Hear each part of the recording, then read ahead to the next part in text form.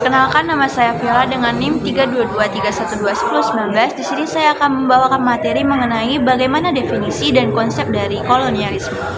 Secara etimologi, koloni berasal dari kata koloni yang berarti daerah jajahan.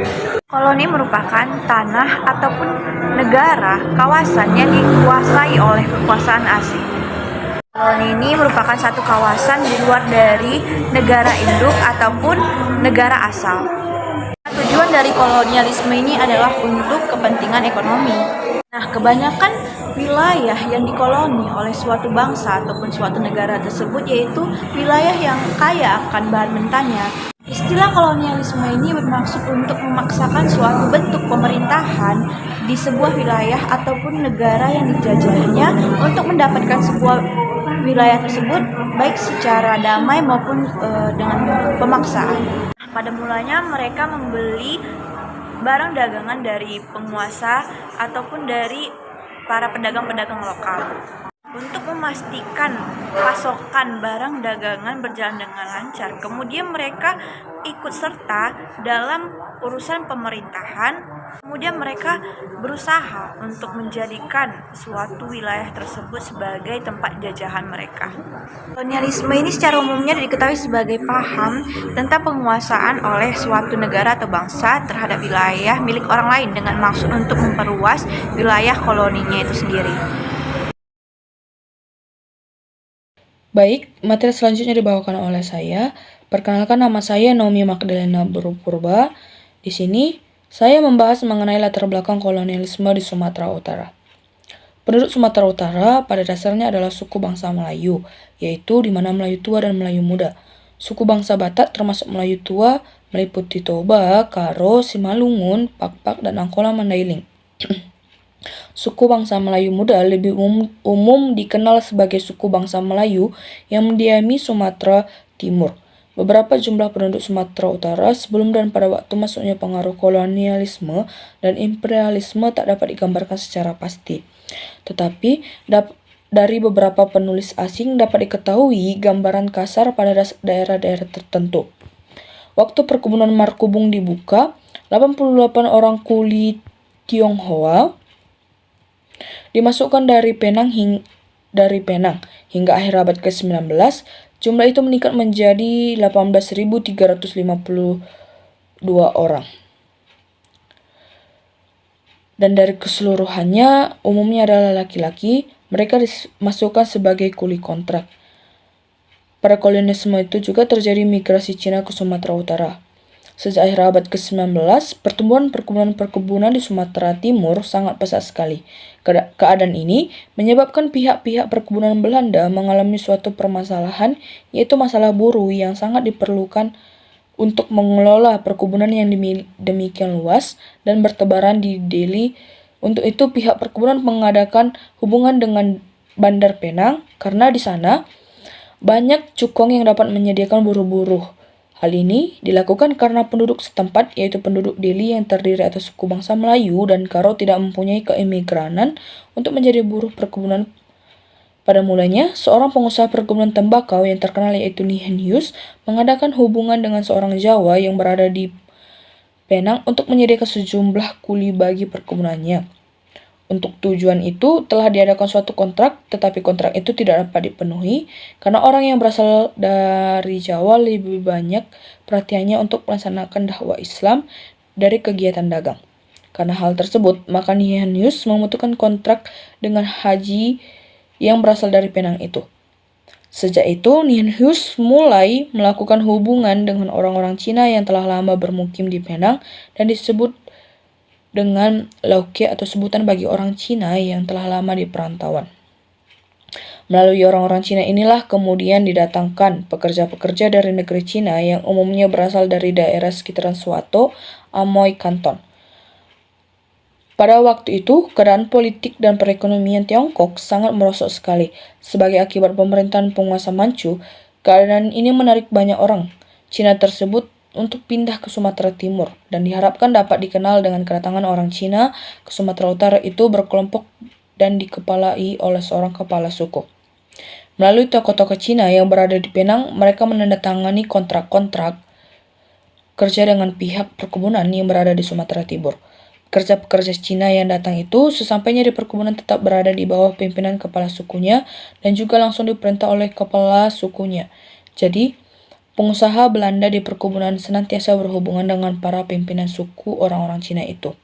Dalam melaksanakan tugas-tugas pekerjaan di perkebunan itu, jadi kedudukan pimpinan suku itu seperti mandor atau pengawas buruh-buruh Cina. Pada setiap perkebunan terdapat banyak buruh Cina dan banyak pula pimpinan-pimpinan buruhnya. Pimpinan buruh Cina biasa disebut dengan tandil. Pekerjaan buruh-buruh Cina itu biasanya menggali parit dan mencangkul tanah-tanah yang akan ditanami dengan tembakau. Mereka umumnya bekerja tekun dan rajin karena pekerjaan itu dilakukan dengan sistem borongan. Karena ketekunan pekerja-pekerja Cina itu, maka tandil-tandil banyak untuk memperoleh keuntungan dan cepat menjadi kaya. Pada umumnya, setelah mereka mempunyai modal dan kontrak kerja telah selesai, mereka pindah ke kota.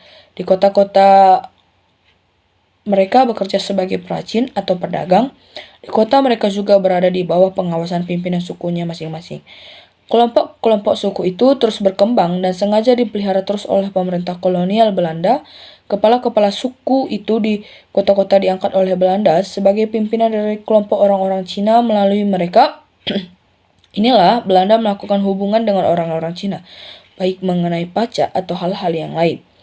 Pada waktu itu, pengurus bangsa Cina sudah berada di bawah kepala-kepala kampung, tetapi mempunyai bagian tersendiri yang langsung berada di bawah penguasa Belanda.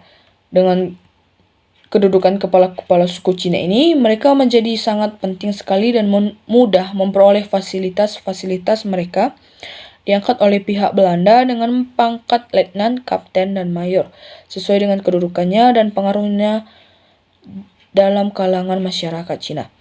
Kelompok-kelompok suku itu dalam masyarakat Cina perantauan Sumatera Timur dan Sumatera Utara umumnya tidak berfungsi sebagai suatu bentuk sosial saya, tetapi justru merupakan suatu kekuatan ekonomi pula. Melalui masyarakat suku itulah dapat mengumpulkan modal dan membentuk suatu kegiatan dalam usaha perdagangan.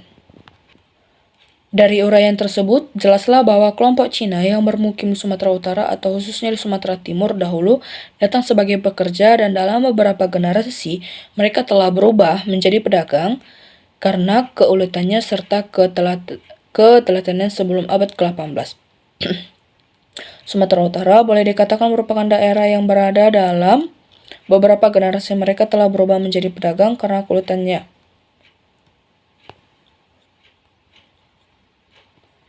Pada masa pemerintahan raya tersebut, jalur perdagangan dan pelayaran yang dilakukan oleh saudagar-saudagar Indonesia melalui pantai barat Sumatera karena Selat Malaka dikuasai oleh Portugis. Sejak Malaka dikuasai, jalur perdagangan dan pelayaran tersebut memberikan pengaruh yang cukup besar bagi perkembangan daerah pantai Sumatera Utara di bagian barat, di mana terdapat bandar-bandar perdagangan seperti Barus, Natal, dan lain-lain. Faktor-faktor tersebutlah yang menyebabkan hubungan sangat erat dengan dunia luar lebih dahulu terjadi di daerah pantai barat daripada pantai timur. Pantai timur baru memainkan peranan penting dalam mercantuan politik dan perdagangan pada abad ke-19. Sebagaimana telah diketahui, masyarakat Sumatera Utara terdiri atas berbagai suku bangsa yang mendiami wilayah yang berbeda-beda pula. Pada umumnya di daerah pedalaman berdiam suku bangsa Batak dan di daerah pesisir suku bangsa Melayu. Pesisir suku bangsa Batak hidup dari mengelola tanah pertanian, sedangkan suku bangsa Melayu hidup dari hasil penangkapan ikan dan berdagang. Hasil-hasil pertanian itu sebagian besar adalah untuk kebutuhan sendiri dan selebihnya itu ditukarkan dengan barang-barang konsumsi lainnya dengan pedagang-pedagang dari pantai. Menurut data yang ditemukan di daerah pesisir, telah lama terjadi hubungan dagang dengan daerah-daerah luar Sumatera Utara. Keadaan ini berlangsung baik di daerah pesisir pantai timur maupun daerah pasir pantai barat. Pesisir pantai barat terdapat bandar-bandar dagang seperti Barus dan Natal yang telah ada sejak abad ke-18, yaitu kota Cina, pasar, dan perdagangan yang sering disebut oleh orang Tionghoa dengan sampan tua. Pedagang-pedagang Indonesia hanyalah pekerja-pekerja dari penguasa pantai yang memberikan kepercayaan untuk membawa barang-barang miliknya yang akan ditukar dengan barang-barang milik penduduknya. Daerah pedalaman, barang-barang yang dibawa ke pedalaman antara lain garam dan barang-barang yang nilainya tinggi seperti canduk. Kemudian pedagang-pedagang asing yang berdiam di pelabuhan-pelabuhan bertindak sebagai penumpuk bahan-bahan. Mereka mengangkutnya bila kapal-kapal dagang dari negerinya datang menyinggahi pelabuhan tersebut. Suasana perdagangan seperti itu sudah berlangsung sejak lama, sampai datangnya pedagang bangsa Eropa ke daerah. Mereka melakukan suatu cara baru untuk memperoleh barang-barang dagangan dengan cara monopoli. Hasil-hasil yang terdapat di suatu daerah dengan cara demikian mulai terjadi suatu perombakan tradisi perdagangan kuno dan lahirlah suatu intrikio ataupun bisa kita sebut dengan sebuah. Halo, perkenalkan nama saya Restu Adelaide Desi Marmata. Saya dari Pendidikan Sejarah Irregular 2022 dengan NIM 3223121046. Di sini saya akan membahas materi tentang bagaimanakah berlangsungnya kolonialisme di Sumatera Utara, baik itu di bidang ekonomi, politik, sosial budaya, pendidikan, dan kepercayaan. Kita masuk kepada yang pertama, yaitu ekonomi, di mana di bidang ekonomi ini yang kita bahas adalah tentang perkebunan tembakau Delhi, di mana kuli pertama yang direkrut adalah Nyai Belanda. Karena tidak ada kerjasama bersama dengan pengusaha, maka direkrutlah kuli Jawa dan masih banyak beberapa kuli yang lainnya. Di mana tembakau Delhi ini harganya juga jauh lebih mahal di antara tembakau-tembakau yang ada pada Pulau Jawa dan sebagainya. Kita tahu juga di Sumatera Utara ada aktivitas perdagangan Delhi maskapai di Sumatera Utara yang terjadi pada tahun 1822. Pengeluaran Hindia Belanda ditutup oleh hasil daerah jajahan kecuali hutang pada kerajaan Belanda di Eropa untuk pengiriman rempah-rempah yang pada tahun 1816. Nah, kita masuk ke dalam bidang ekonomi di mana Sumatera Timur sebagai wilayah administratif pada pertengahan abad ke-19, Belanda memulai cara politik dalam menanamkan pengaruhnya di Sumatera Timur. Menurut Skade, penguasa Sumatera Timur bertujuan untuk menghambat pengaruh Inggris di Malaka yang terus-menerus berkembang. Nah, kita masuk ke sosial budaya, di mana Sumatera Timur pada zaman kolonial Belanda merupakan milik raja-raja Melayu yang terletak di sebelah Sungai Kampar dan sebelah selatan Sungai Tamiang.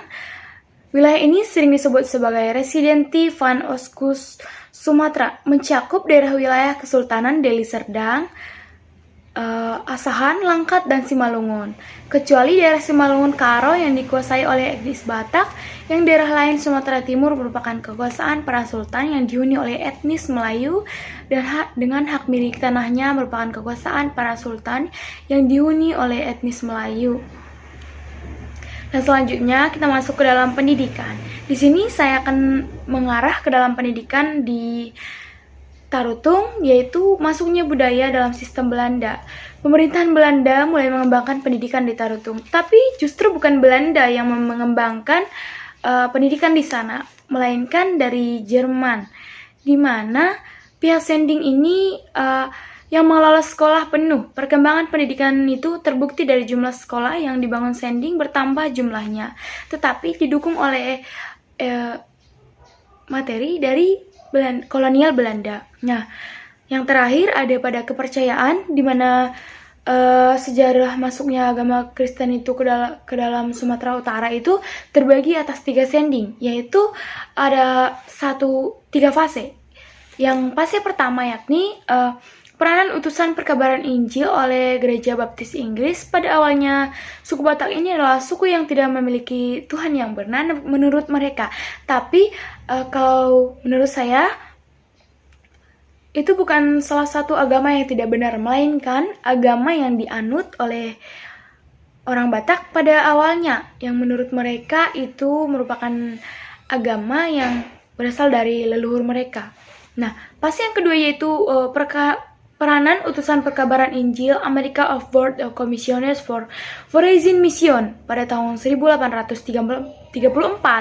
2 orang yang datang ke Sumatera Utara yang bernama Munson dan Liman yang merupakan utusan gereja Amerika. Nah, yang terakhir itu ada Fase kedua, peranan utusan perkabaran Injil ini kita masuk fase yang ketiga, yakni peranan Injil utusan Resinis Missioner Scout pada tahun 1840. Seorang ilmuwan berkebangsaan Jerman yang bernama Franz Wilhelm atau Junghon menerbitkan buku perihal suku Batak, dan buku tersebut menasihatkan pemerintah kolonial untuk membuka sending ke Pulau Sumatera. Adapun buku karangan tersebut sampai ke tengah tokoh lembaga kitab di Belanda hingga akhirnya mereka mengirim seorang ahli bahasa Jerman. Nah, Nommensen itu tiba di tanah Sumatera itu pada tanggal 14 Mei 1862 di Padang. Ia memulai misinya di Barus dengan kerinduan ia mendapatkan Injil untuk menetap kewilayahannya di Toba. Pada pertengahan abad ke-19, Sumatera Utara mulai mengalami persentuhan-persentuhan dengan bangsa Barat, terutama bangsa Belanda. Nah, persentuhan bermula merupakan hubungan perdagangan antara dua bangsa yang sederajat dan masing-masing dengan memperoleh keuntungan.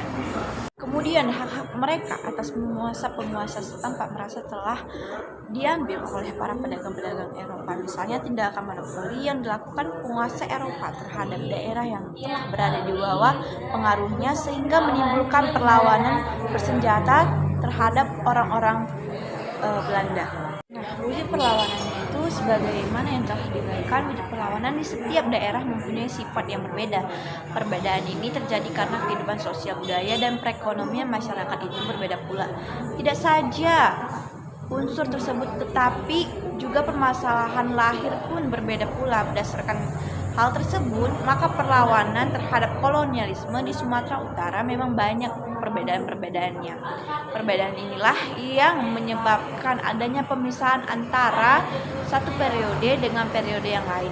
Periode atau pembabakan dalam bentuk perlawanan itu dapat kita pisahkan sebagai berikut. Yang pertama yaitu periode 1850 sampai 1907, yaitu perlawanan yang bersifat sosial, budaya, dan ekonomi. Yang kedua yaitu periode 1907 sampai 1945, yang dimana perlawanan yang bersifat politik. Beberapa perlawanan tersebut antara lain pertama yaitu adanya perlawanan terhadap Belanda di Nias. Sejak tahun 1825 sebenarnya Belanda telah menempatkan pasukannya di Nias, tapi kemudian ditarik kembali karena di Jawa sedang berlangsung perang di Ponegoro. Dalam keadaan demikian, kembali pasukan Aceh di Nias melakukan pengawasan terhadap perdagangan. Sebagaimana diketahui, Nias ini dahulu mempunyai hubungan dengan Aceh dan daerah lain yang berada di bawah naungan kerajaan Aceh. Tetapi sejak VOC menguasai daerah itu, pasukan Aceh mengalami kekalahan dan kedudukan Aceh di Nias digantikan oleh Belanda. Nah, situasi Nias yang senang berganti tuan itu dengan sendirinya mengganggu ketentraman penduduk setempat, terutama dalam masa penguasaan Belanda.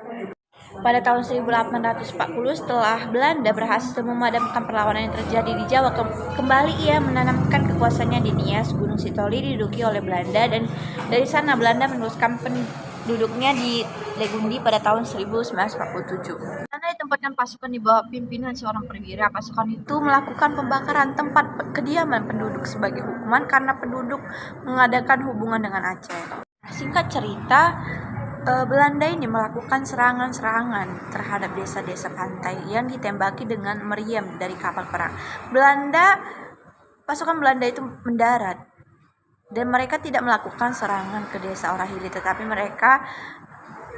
terhadap desa yang berdekatan dengannya, yaitu Hilibabo. Sebagian pasukan Belanda menuju ke desa Orahili sehingga prajurit-prajuritnya terpaksa memecah kekuatannya. Dengan cara ini, Belanda berhasil menembus pertahanan prajurit-prajurit Nias sehingga pertempuran dahsyat terjadi di Orahili. Walaupun perlawanan rakyat Nias di Orahili mengalami kesudahan yang tragis, tetapi semangat perjuangan tidak mengendur.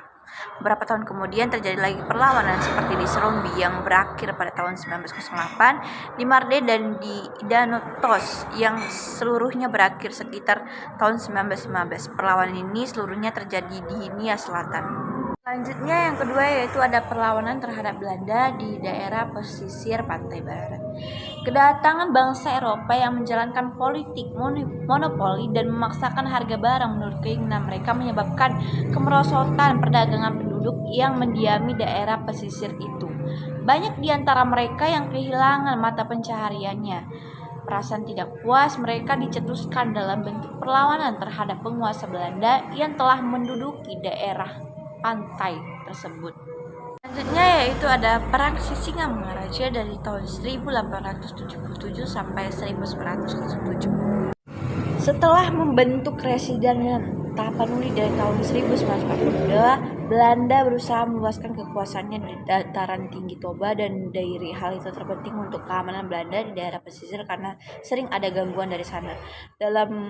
Pada itu, kesan yang ditinggalkan pasukan Paderi di Toba berakibat kecurigaan terhadap datangnya orang-orang asing seperti yang dialami oleh penyiar-penyiar agama Kristen sebelumnya. Belajar dari peristiwa itu, Sisingamaraja 12 melakukan konsolidasi ke dalam adat dan kepercayaan terhadap leluhur suku bangsa Batak kembali dikokohkan dalam masyarakat, mengingat kegiatan Belanda semakin meningkat di pedalaman. Sisingamangaraja menyusun suatu pasukan yang berkekuatan kira-kira 300 orang di dalamnya, prajurit dengan persenjataan lengkap. Nah, di dalam pasukan tersebut turut pendekar-pendekar orang Aceh. Jadi sesungguhnya antara Aceh dan Batak telah ada kesiapsiagaan untuk menghadapi agresi Belanda.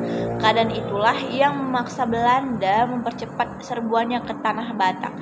Mula-mula Belanda membiarkan Zending RMG dari Jerman menyebarkan Injil ke pedalaman Tapanuli karena Zending Belanda telah gagal di Sipiro.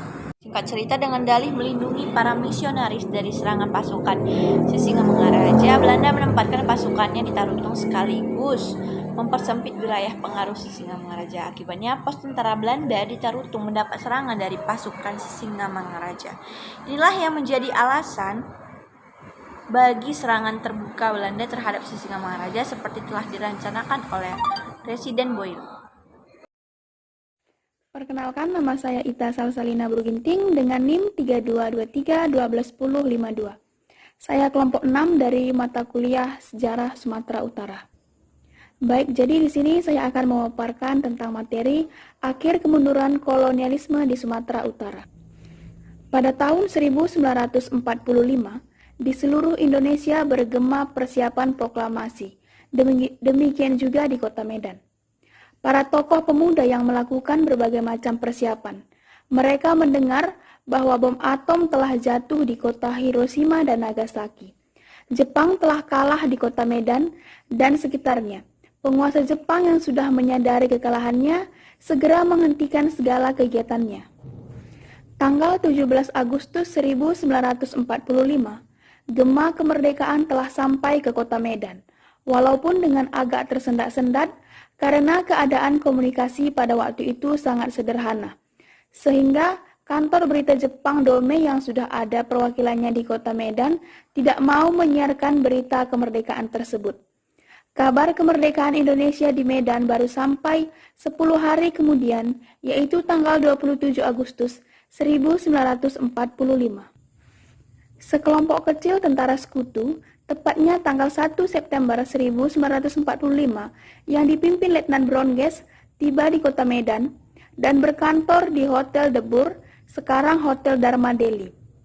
Tugasnya adalah mempersiapkan pengambilan alih kekuasaan dari Jepang. Pada waktu itu pula tentara Belanda yang dipimpin oleh Westerling didampingi perwira penghubung sekutu bernama Mayor Jacob dan Letnan Bronges berhasil membentuk kepolisian Belanda untuk Sumatera Timur yang anggotanya diambil dari ex-KNIL dan polisi Jepang yang pro-Belanda. Satu asih pasukan Westerling yang beringas di Medan adalah menyiksa orang-orang Tionghoa yang dituduh memetakan markas sekutu dengan pasukan sekutu yang diboncengi Nica atau tentara Belanda, membuat rakyat dan kaum pejuang di Sumatera Timur merasa terusik.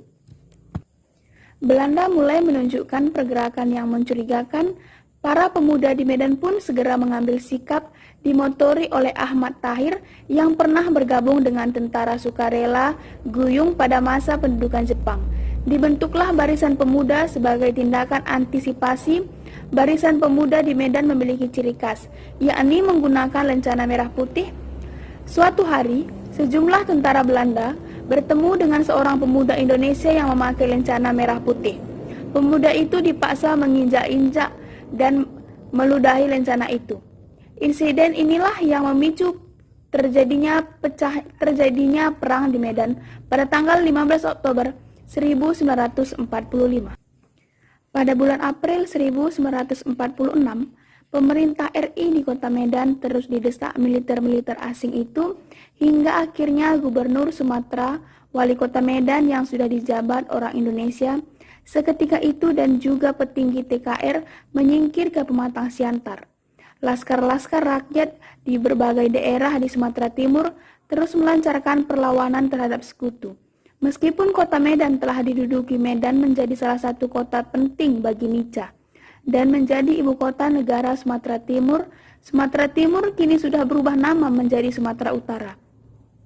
Setelah digabungkan dengan residen Tapanuli, Sumatera Utara berkembang dan menjadi provinsi terpenting di Indonesia, dan Medan menjadi kota ketiga terbesar di Indonesia.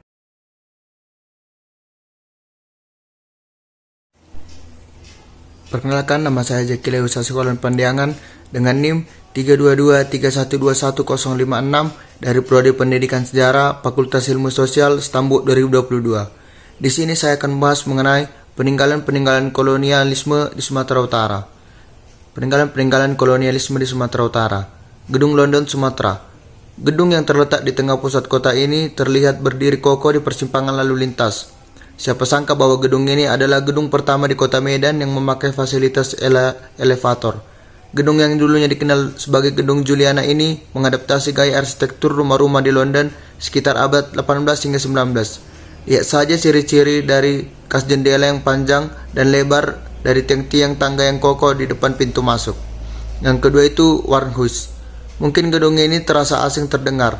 Siapa sangka bahwa gedung yang tak lagi utuh dan penuh lumut ini dulunya adalah pusat pertokoan pertama dan terbesar di kota Medan, bahkan di Pulau Sumatera pada tahun 2013. Gedung ini sempat terbakar dan kini hanya tersisa sebagai gedung yang mungkin hampir setiap orang yang melewatinya hanya memandang sebelah mata pada gedung tersebut. Yang ketiga, Gedung Bank Mandiri Medan. Gedung yang terletak berseberangan dengan Gedung Losum dan Gedung Balai Kota ini dibangun pada tahun 1929. Awalnya gedung ini digunakan oleh Netherlands Handmaidspits atau NHM atau Netherlands Trading Society atau NTC yang merupakan perusahaan milik Belanda. Seiring berjalannya waktu, gedung ini pun beralih fungsi beberapa kali sebelum akhirnya resmi diambil alih menjadi aset Bank Mandiri hingga sekarang. Gedung Balai Kota. Gedung Balai Kota kini berdiri menyatu dengan sebuah hotel bintang 5. Saat masih berdiri sendiri, dulunya bangunan ini sering digunakan sebagai tempat pertemuan oleh pemerintah Belanda. Kemudian berubah lagi sebagai gedung staf pemerintah militer oleh Jepang, hingga akhirnya resmi menjadi milik pemerintah Indonesia. Meskipun kini beralih fungsi, kokohnya bangunan ini tidak bisa lepas begitu saja dari bangunan bagian sejarah. Gedung Bank Indonesia Medan. Gedung bercatat putih dengan arsitektur khas Eropa ini beralokasi tepat bersebelahan dengan Gedung Balai Kota. Jika dilihat sekaligus, bangunan tak jauh berbeda dengan Gedung Bank Indonesia yang ada di ibu kota, Jakarta. Bangunan ini didirikan pada tahun 1906 dan mulai beroperasi pada tahun 1907, yang saat itu mulai berfungsi sebagai pusat Bank Belanda. Walaupun sudah mengalami renovasi, namun keaslian dari bangunan ini tetap berusaha dipertahankan. Kantor Pos Medan. Kantor Pos Medan. Di sinilah aktivitas surat menyurat yang mulai terjadi sejak dibangun oleh pemerintah Hindia Belanda pada tahun 1911, bahkan sampai sekarang. Kantor pos besar ini masih beroperasi dengan baik. Jenis arsitektur yang diaplikasikan pada bangunan kantor pos besar ini disebut gaya arsitektur modern fungsional. Bentuk atapnya yang khas juga tampak berbeda dibanding bangunan peninggalan kolonial Belanda lainnya. Sayangnya air mancur yang menghiasi depan bangunan ini telah mengalami perubahan yang tak lagi asli seperti pertama kali dibangun. Stasiun Besar Kereta Api Medan. Sebagai kota bisnis yang cukup berkembang sejak zaman kolonial Belanda, Keberadaan stasiun merupakan salah satu sarana transportasi yang sangat berperan. Stasiun yang berhadapan langsung dengan Lapangan Merdeka ini diresmikan pada tahun 1886. Sayangnya arsitektur stadion ini sudah tidak sama persis dengan aslinya karena telah mengalami perombakan demi memberikan kenyamanan dan prasarana untuk para penggunanya. Demikianlah presentasi dari saya. Terima kasih.